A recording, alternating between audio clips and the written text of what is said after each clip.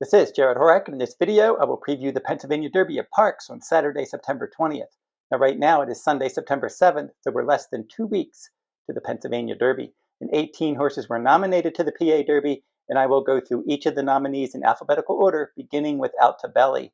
And Altobelli would probably be the longest shot on the board if he does run in the Pennsylvania Derby. He's 4 for 15 overall. He was unplaced in his last 5 starts, and he was last of 8 in his lone stakes try in the William Walker at Churchill Downs. And he finished 6th at Delaware Park on September 6th, so he would be returning in 2 weeks if he goes in the Pennsylvania Derby. Baeza is the next one, and for Baeza, he's going to be one of the favorites, if not the favorite in the Pennsylvania Derby. And he worked 6 furlongs in 1:13.80 seconds, best of 1 at Del Mar on September 5th. Now for Baeza, he has some good form. He hasn't won a stakes race yet, but he's been very competitive against some very good horses in the stakes ranks. In the Santa Anita Derby, he stalked the pace outside, he took the lead, and he finished a clear second. Journalism ran him down there. And then Sovereignty and Journalism were first and second in the Kentucky Derby. Baeza from the outside post, he got in from the also eligible list, and he rallied to finish third. In the Belmont Stakes, he was third behind Sovereignty and Journalism once again, but this time he was beaten more than 6 lengths. In the Kentucky Derby, he was beaten less than 2 lengths. But then in the Jim Dandy, he ran a quality race against Sovereignty. He was only beaten a length, and then Sovereignty would come back and he would win the Travers Stakes with a 1:15 Beyer speed figure. So Baeza has good form, good stalking speed, and he's one that should be a major player in the Pennsylvania Derby if he does show up at Parx. The next one is Big Truzz, and for him, he breezed 5 furlongs in 1:60 seconds, 6th best of 54 at Churchill Downs on September 6th. And Big Truzz is one that I've always liked, and we'll see if he will be able to get the mile and an eighth distance of the Pennsylvania Derby. He hasn't gone that far yet. Now, he was stakes placed in the Woody Stevens. That was a grade 1 in the mud at Saratoga at 7 furlongs earlier this year. He rallied to finish third. Patch Adams won that one. Madaket Road was second. Then they stretched out Big Truzz to a mile and a 16th in the grade 3 Indiana Derby. And I did make him my top choice that day. They did bet him down. He was the favorite, and he stalked wide, and he finished 6th in a 7-horse field. Disappointing effort, but that was an inside speed favoring oval that day, and he was hung out wide, and it wasn't the best trip. So then I liked him again in the Ellis Park Derby, and he was able to rebound, and in a big way. That was a 1-mile race on August 10th, and he chased from second, and he took over, and he won by 7 lengths with his best career speed rating. So Big Truzz now will try a mile and an eighth, Justify the sire, Curlin the dam sire. So there is a long distance potential for him to get that mile and an eighth distance in that pedigree, and he comes off a big victory as well. Now Chunk of Gold is the next PA Derby nominee, and he breezed a half mile in 47.40 seconds, and that was best of 26 workouts at Turfway Park on September 2nd. Now Chunk of Gold was able to break through with his first stakes victory. That was in the West Virginia Derby last time out when he added blinkers, and he was able to get out there and control slow fractions. He was able to get away with a 48 and change half, and that was more than enough to easily win that race. Won it by more than 4 lengths. Now he's going to have to run faster here. Also, East Avenue looked like the controlling speed on paper, but he didn't get out of the gate in good order. So Chunk of Gold was able to take advantage of that, get out there, control the pace. But taking nothing away from him, though. Before that, he was second in the Grade 3 Ohio Derby. In the Louisiana Derby, he was second, and the Grade 2 Risen Star, he was second. So he had decent stakes form coming into that West Virginia Derby. His only below par effort was in the Kentucky Derby, 9th in a 19-horse field. So for Chunk of Gold, most likely he won't be fast enough to get the lead in the Pennsylvania Derby, but he's one that can track the pace. Citizen Bull, your 2-year-old champion for trainer Bob Baffert, and he got back on the beam in an easy front-running victory, but he only faced 2 rivals in the listed Shared Belief Stakes at 1 mile at Del Mar on August 31st. So he was able to get back on track that day. And then after that victory, the Breeders' Cup Dirt Mile was mentioned as a fall target. We'll have to see what they do. Baffert made him the nominee in this event. He has 2 other horses nominated to the PA Derby, and Bob Baffert has saddled 4 Pennsylvania Derby winners since 2014, Bayern, West Coast, McKinsey, and Taba. So Baffert's had success in this race before. Citizen Bull has speed. He just likes to get out there and set the pace. That's the key to his success.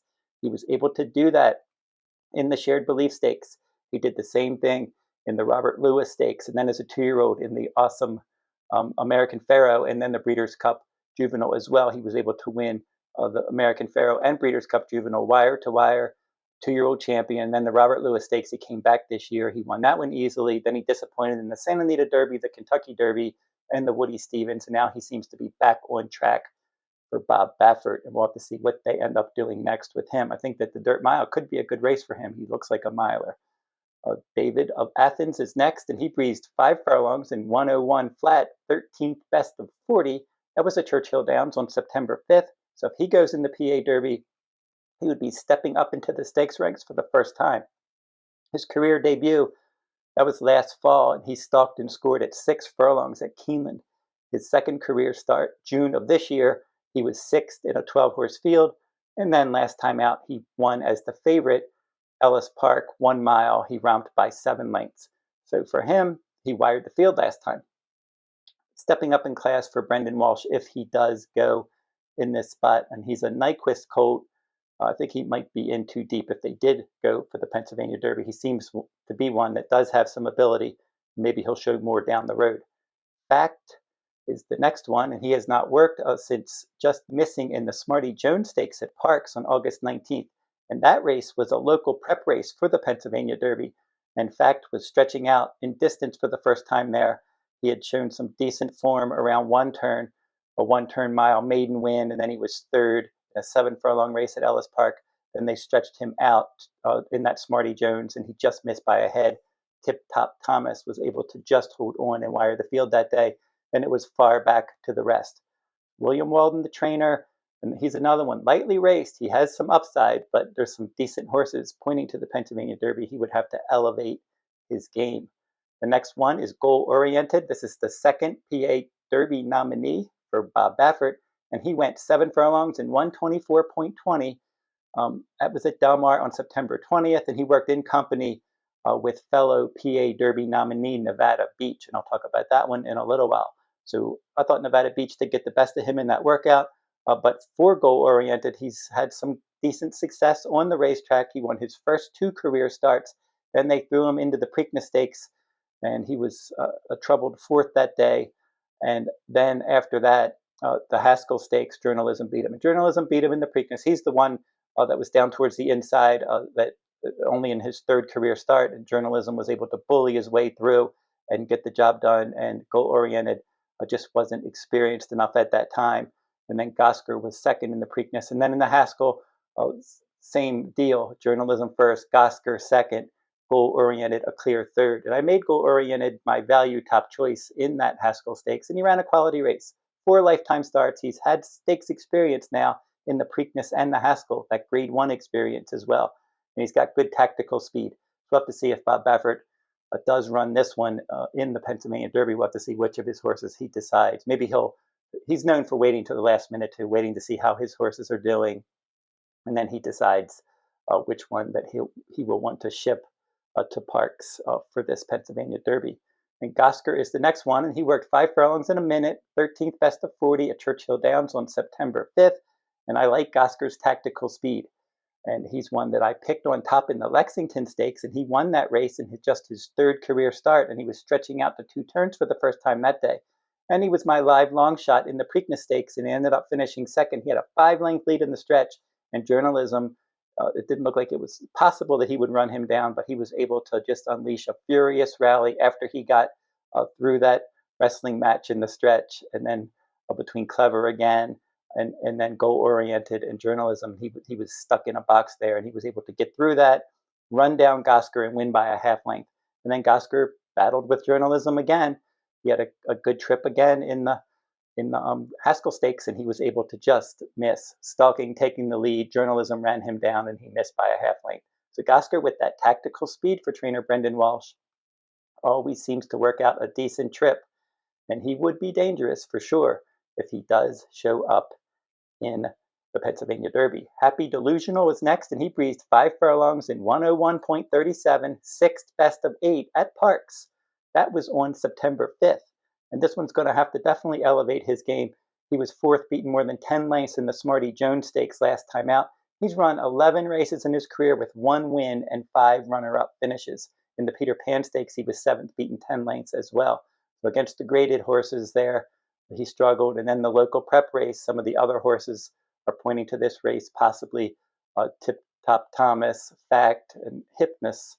And Happy Delusional was no match against those horses at 30-1, so I can't see him being a big threat in this race. And Hypnus is next for trainer Kenny McPeak, and he worked a half mile in 47.31 seconds. That was best of 17 at Saratoga on September 5th, and he's one that has to still break through in the stakes ranks because he ran in the Rebel Stakes and the Louisiana Derby. He was 7th in both of those races. In the Grade 3 Lexington, he was a well-beaten 4th. In the Curlin Stakes, a well-beaten 6th. In the Smarty Jones, a distant 3rd. So he's yet to break through in the stakes ranks. But you take away those stakes races, he was good in a maiden special weight race, and then a couple of allowance races at Churchill Downs, he ran well. So he hasn't proven himself to be a stakes horse at this time.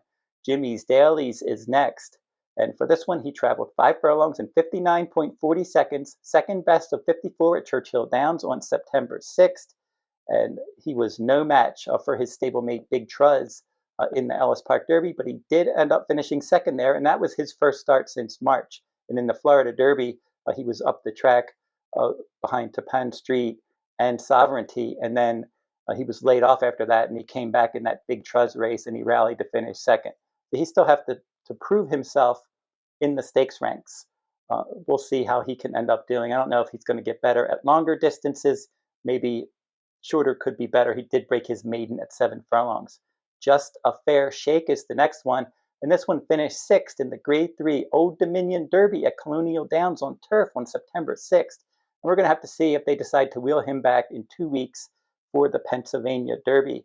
He's one that's run 8 times, 2 wins, 2 seconds, and a 3rd. He was 4th in the West Virginia Derby. In the Pegasus Stakes, he was 5th. The Sir Barton Stakes, a distant 2nd. The Federico Tessio Stakes, he was 2nd. So he has had some success underneath in some stakes races, but I think he would be up against it here.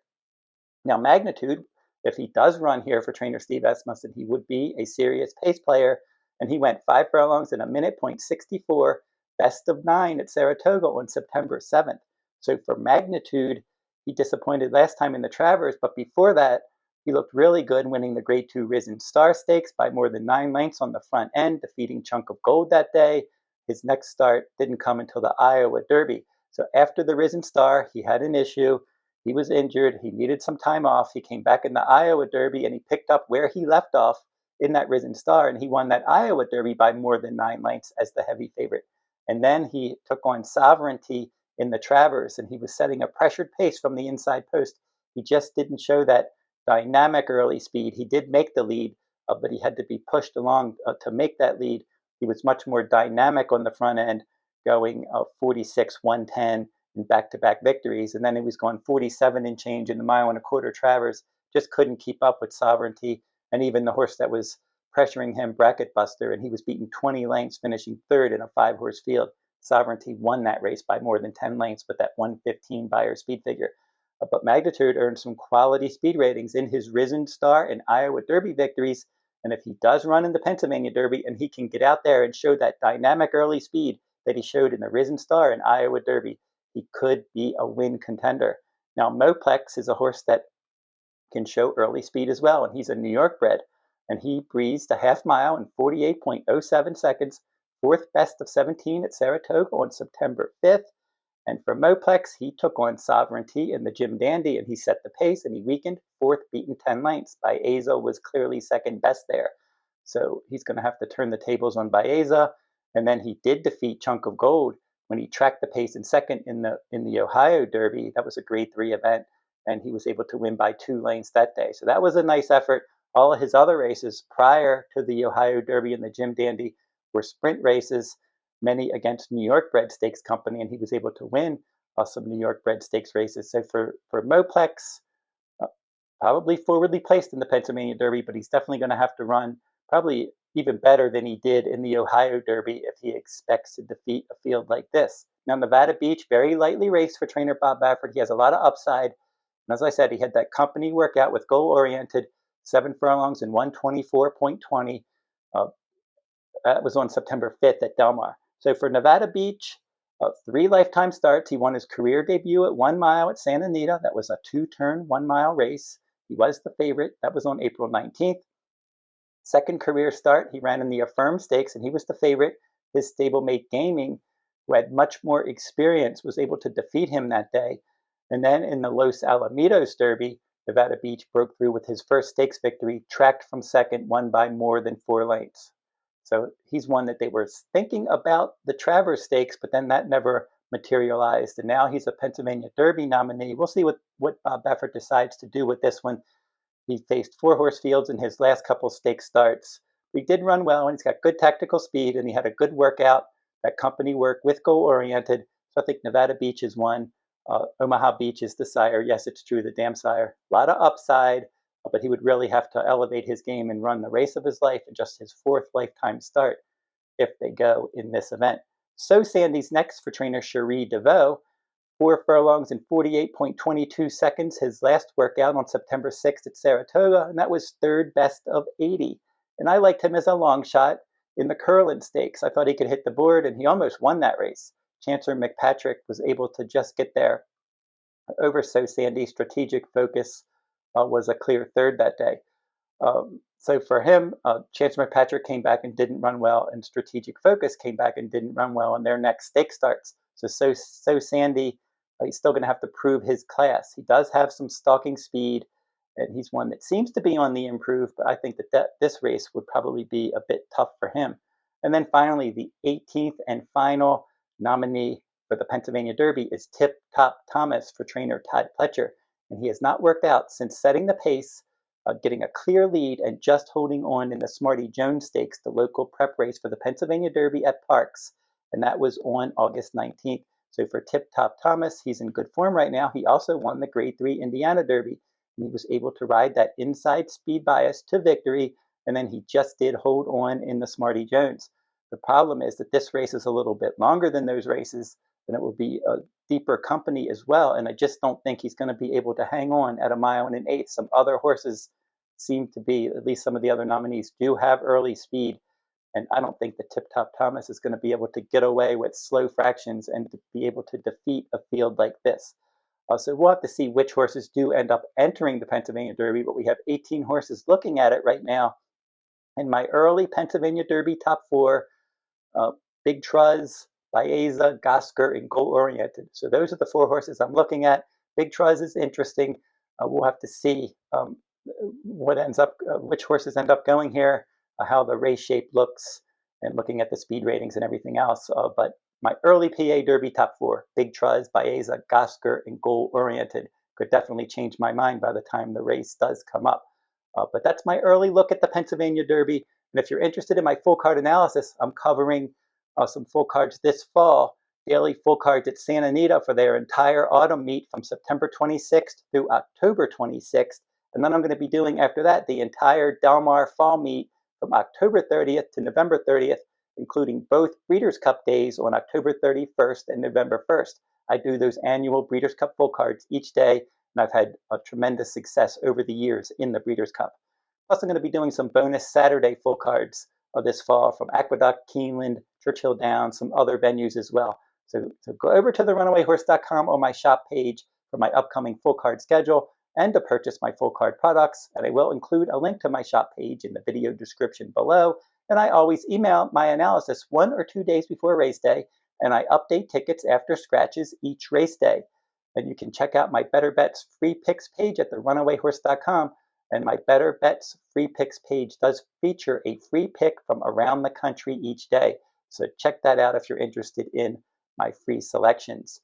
And keep checking my channel for handicapping videos, news videos, today's Racing Digest video series, and more. And like, comment, and share these videos if you like them. Subscribe to my channel as well. It's free to subscribe. We went over 7,000 subscribers recently.